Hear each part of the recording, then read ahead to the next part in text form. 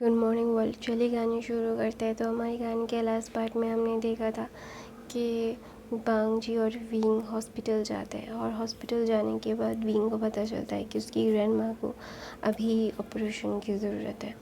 तो विंग ना भी रो रहा था पागलों की तरह। उसे पागल पागल लग रहा था कि ये क्या हो गया अचानक से। उसकी ग्रैंड माँ अगर उसे छोड़ के चली गई तो वो क्या करेगा। तो वहाँ पे ना वांग जी विंग को संभालता है और बोलता है कोई बात नहीं, सब ठीक है, तुम्हें ये सारी चीज़ें सोचने की ज़रूरत नहीं है। तो ना वहाँ पे वांग जी ना भी बहुत ही ज़्यादा ही इन सारी चीज़ों को लेट गो करने के बाद वो वांग जी विंग को संभालने के बाद वो बोलता है मैं मैं मर जाऊँगा वांग जी मेरे ग्रैंड माँ के बगैर।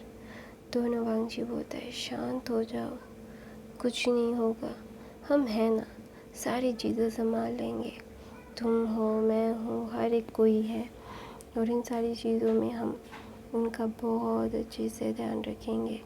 उन्हें कभी भी कोई भी चीज़ की कमी होने नहीं देंगे।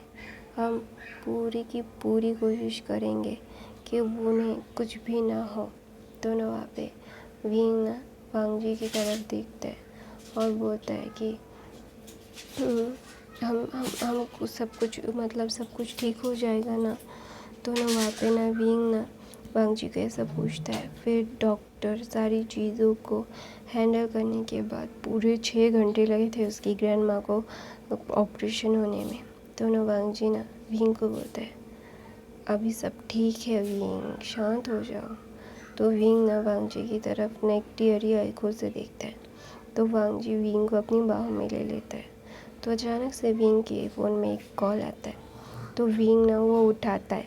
उठाने के बाद ना बोलता है तुम्हारी ग्रैंडमा बच गई है, अपनी फैमिली को कैसे बचाओगे, तुम्हारी फैमिली बर्बाद होगी, फिर तुम मेरे होगे, तुम किसी और के साथ शादी कैसे कर सकते हो, तुम मेरे हो ना। तो ना विंग ना बोलता है क्यों कर रहे हो ये सारी चीज़ें, मैंने तुम्हारा क्या बिगाड़ा है और मुझे बहुत अच्छे से पता है तुमने ग्रैंड माँ को फ़ोन किया था, इसी वजह से ग्रैंड माँ की तबीयत ऐसी ख़राब हुई है। तो बोलता है हाँ, मैंने उस बुड्ढी को बोला था, उसकी इतनी हिम्मत कि उसने मुझे मेरे बेबी को किसी और को दे दिया, कैसे उसकी हिम्मत हुई, उसकी इतनी औकात है क्या। तो ना वहाँ पे विंग ना ये सुनते ही उसका दिमाग ना ख़राब हो रहा था। उसे समझ नहीं आ रहा था कि अभी वो क्या कहे, क्योंकि उसका गुस्से का पारा ना बहुत ज़्यादा हाई हो रहा था। वो नहीं जान रहा था कि वो क्या बोले, उसे जान से मार देने का मन कर रहा था। तो बोलता है कि मैं तेरा कभी नहीं बनूंगा, तू बिल्कुल भी मेरा नहीं है, मैं तेरा नहीं हूँ, तेरी औकात नहीं है मुझे अपना बनाने की, तेरी औकात से भी ज़्यादा ऊपर से हूँ मैं। तू अब मेरे अल्फ़ा को जानता नहीं है कि मेरा अल्फ़ा कर क्या सकता है। फिर लैंसन ना विंग को देख रहा था और विंग अपना सर नीचे करके बोलता है क्या हुआ। तो बोलता है कब से परेशान कर रहा है। तो बोलता है 5 सालों से। तो ना वांग जी बोलता है तो मुझे अभी तक बताया क्यों नहीं तुमने। तो विंग बोलता है नहीं बताना था, मैं खुद से हैंडल करना चाहता था, लेकिन ये सारी चीज़ें मैं। दोनों वांग जी विंग का चेहरा अपने तरफ खींचता है और बोलता है मुझसे मत छुपाना फिर कभी भी कुछ। तो विंग अपना सिर हाँ में हिलाता है और बोलता है कभी नहीं छुपाऊंगा, आई एम सॉरी।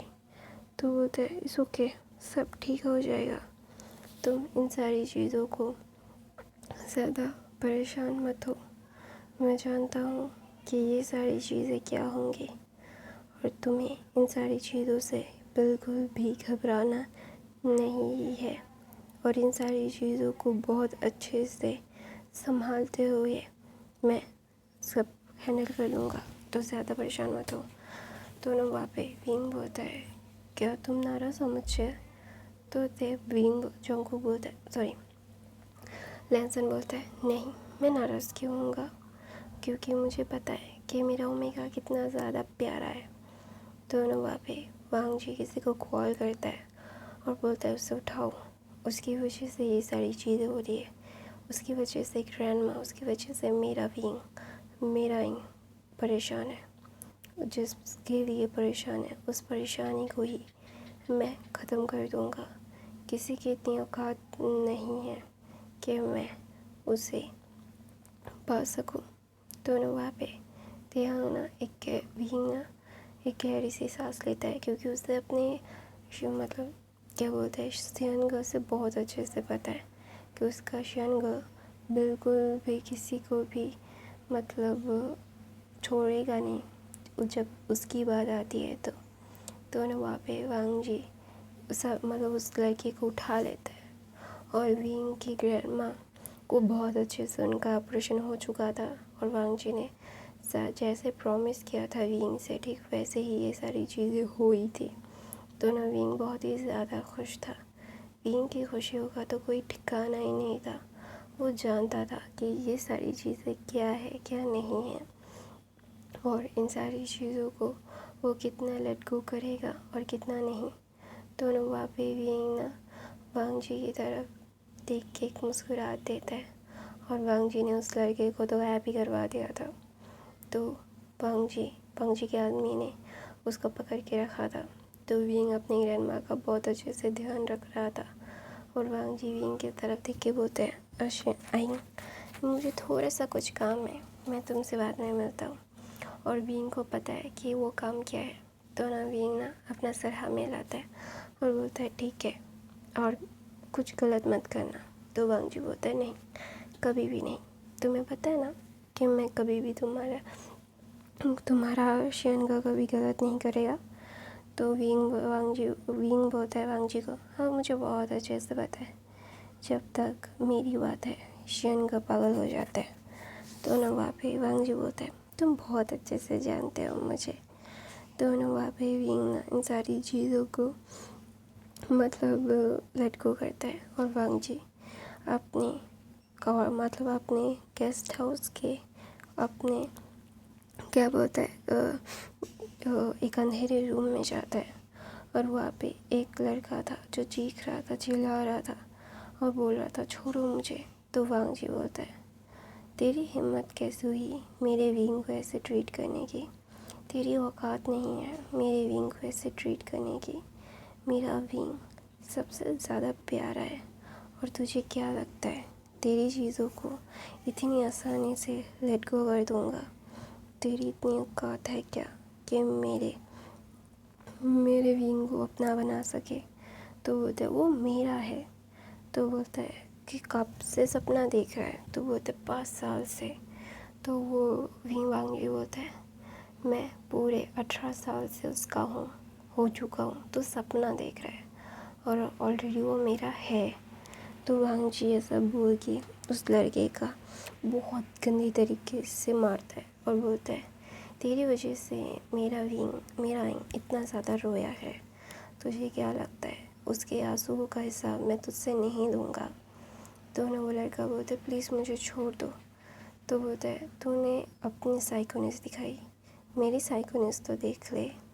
ऐसा बोल के उसे मार डालता है और बोलता है मेरे विंग को कोई भी मुझसे छीन नहीं सकता, कोई भी नहीं, किसी की इतनी औकात नहीं है कि मेरे विंग को मुझसे छीन सके। जो कोई भी मेरे विंग को मुझसे छीनने की कोशिश करेगा तब तक वो उसकी ज़िंदगी मैं ले लूँगा। ऐसा बोल के वांग जी एक डबल सी स्माइल देता है और विंग के पास आता है। विंग अपनी ग्रैंडमा को छोड़ के नहीं जाता। पूरे 15 दिन लगे थे उसकी ग्रैंडमा को थोड़ा सा रिकवर होने में। तो उसका ग्रैंडमा जब रिकवर होता है और उसकी ग्रैंडमा को घर लेके जाता है, तो विंग ना वांग जी के साथ ही रहता था। वांग जी विंग के साथ ही रहता था, उसे बिल्कुल भी अकेला नहीं छोड़ा था। हर पल में वांग जी विंग के साथ था। तो विंग को बहुत अच्छा लगता है कि उसका शियनगे उसके साथ है। तो ऐसे 3 महीने बीत जाते। विंग के 16 साल पूरे होते ही मतलब उसके बर्थडे के दिन ही पूरी दुनिया के सामने लेंस और जियांग्स मिल के विंग और वांग जी की शादी का अनाउंसमेंट कर देते और सब लोग बहुत खुश थे। विंग जानता था कि ये सही होने वाला है, और उसकी ग्रैंडमा अभी बहुत ही ज़्यादा मतलब अच्छे से रिकवर हो चुकी थी। उसकी ग्रैंडमा का ही सिप था ये कि वो विंग और वांग जी की शादी धूमधाम से करवाना चाहती है। तो ऑफ कोर्स अगर वो चाहती है तो करना पड़ेगा। विंग को उसकी ग्रैंडमा की बात सुननी पड़ेगी, उसके पास कोई और ऑप्शन है नहीं। तो विंग ना कुछ कहता नहीं है। उसकी ग्रैंडमा यहाँ से वहाँ भाग रही थी, वहाँ से यहाँ भाग रही थी, और विंग बोलता है ग्रैंडमा भागो मत, आपको जो जो चाहिए आप बोल दो, हो जाएगा। तो उसकी ग्रैंडमा बोलते हैं हट, मेरी ग्रैंडचाइल्ड का शादी है, मैं इतनी आसानी से क्या भूल जाऊंगी, नहीं। दोनों वहाँ पे विंग ना अपनी ग्रैंडमा की तरफ देखता है और बोलता है आप एकदम डिसबिलीवेबल इंसान हो, बिल्कुल भी बिलीवेबल नहीं हो। तो वहाँ पे उसकी ग्रैंडमा बोलती है तुझे बिलीव करना है तो कर, वरना भर में जा, मैं तो शादी के लिए सारी तैयारियाँ बहुत ज़ोरों शोरों से करूँगी। तो वहाँ पे वांग जी ना विंग को बोलते हैं उन्हें मत रोको। तो वो बोलता है मैं रोक नहीं रहा हूँ, मैं सिर्फ बोल रहा हूँ कि वो ऐसा ना करे। तो वहाँ पे ना वांग जी इन सारी चीज़ों को लेट गो करने के बाद ना वो सारी चीज़ें के मतलब हैंडल करने के लिए, अपने सारी चीज़ों को हैंडल करने के लिए अपने सेक्रेटरी को बोल दिया था। तो उसकी सेक्रेटरी सारी चीज़ें ग्रैंडमा की पसंद का ही कर रही थी, और वांग जी और विंग भी चाहते थे उसकी ग्रैंडमा की हर एक ख्वाहिश पूरी हो। तो उसकी ग्रैंडमा ने जैसा जैसा प्लान किया था ठीक वैसा वैसा सब कुछ हो रहा था। तो विंग ना वांग जी की तरफ देख के बोलता है कि ये सारी चीज़ें क्या होने वाली थी और कैसे हो रही है, ग्रैंडमा पागल हो गई है। तो बोलते हैं हाँ, क्योंकि उनकी ग्रैंड चाइल्ड का शादी है। तो विंग बोलता है ये सारी चीज़ें क्या सही हो रही है। तो बोलता है गलत भी तो नहीं हो रहा है ना। तो विंग ना वांग जी की तरफ देख के बोलता है पता है मुझे, इन सारी चीज़ों को बहुत ही अच्छे से संभालना है मुझे, मैं जानता नहीं हूँ कि मैं क्या करूँ। दोनों वहाँ पे वांग जी बोलता है तुम्हारी ग्रैंडमा जैसा चाहती है वैसा कर लो। तो वांग जी ना विंग की तरफ देख के एक सा स्माइल देता है, और विंग भी। तो ऐसे ही दिन बीतते रहते हैं। विंग का बर्थडे आ जाता है और शादी की सारी तैयारी हो चुकी थी। पूरे चाइना को इनविटेशन दे दिया गया था, जियांग्स ने भी दे दिया था, लेंस ने भी दे दिया था। तो सब लोग शादी के लिए हॉल में खड़े हुए थे, और वांग जी बहुत ज़्यादा एक्साइटेड। तो उसके फादर विंग को लेके आ रहे थे, और वांग जी देख के तो भाई वो चौंक गया था। विंग इतना खूबसूरत लग रहा था कि कोई भी उसके ऊपर मन मिटने के लिए तैयार हो जाएगा। कितने अल्फाज का दिल टूटा है वो वांग जी जानता है, क्योंकि उसका ओमेगा जस्ट वह कहते हैं ना हूर उतर के आ गई है जन्नत से, ठीक वैसी दिख रहा है। दोनों वहाँ पे विंग के इंतज़ार में वांग जी इम्पेशेंट होता है, तो भाग के ना थोड़ा जाता है। दोनों सब लोग हंसने लगते हैं। तो मैडम चैंग फैमिया विंग का हाथ वांग जी के हाथ में देते हैं, और वांग जी ने बोलता है प्लीज़ को जल्द से जल्द शादी करवाने के लिए। और विंग अपने मतलब हस्बैंड को ऐसे देख के वो हंसता है। तो प्लीज़ फिर जल्दी से शादी करवाता है। वांग जी की ऐसी हालत देख के सब लोग हंस रहे थे। तो वांग जी कितना रूड है, कितना ज़्यादा कोल्ड फेस है, लेकिन वो अपनी शादी के लिए इतना एक्साइटेड है, सब लोग देख के शॉक्ड है। तो प्रीस्ट सब वाउस दिलवाता है, प्रॉमिस करवाता है, फिर बोलता है हाँ तुम अभी हस्बैंड हो चुके हो, यू कैन किस नाउ। तो वांग जी भाई ये सुनते ही वांग जी विंग को ऐसे खींचता है और किस करने लगता है, और बोलता है I love you, I love you, I love you. अभी पूरी दुनिया के सामने अभी तुम मेरे हो, और कोई भी तुम्हें मुझसे छीन नहीं सकता। तो विंग बोलता है हाँ हाँ हाँ मैं तुम्हारा ही हूँ, तुमसे मुझे कोई नहीं छीनेगा, ओके शांत रहो जाओ। तो वांग जी ना विंग को बोलता है कभी नहीं, तुम मेरे थे, मेरे हो और मेरे ही रहोगे, आई लव यू। तो ये फ़ैन फिक्शन यहीं पे ख़त्म होता है। आई होप ये फ़ैन फिक्शन भी आप लोगों को अच्छी लगी। गाइस मेरी तबीयत बहुत ख़राब है, और मेरी नॉइज़ और सारी चीज़ों को इग्नोर करना, और पसंद आए तो लाइक कमेंट शेयर सब्सक्राइब करना, और बाकी के फ़ैन फिक्शन नहीं देखे तो एक बार चेकआउट कर लो, अच्छे लग सकते हैं। I love you guys, thank you. और बाय बाय। और ये सारी चीज़ें मैं अपनी तबीयत को बहुत जल्दी ठीक करके बहुत अच्छे से एक्सप्लेन करने की कोशिश ज़रूर करूँगी। I try my best to handle this things. Bye bye.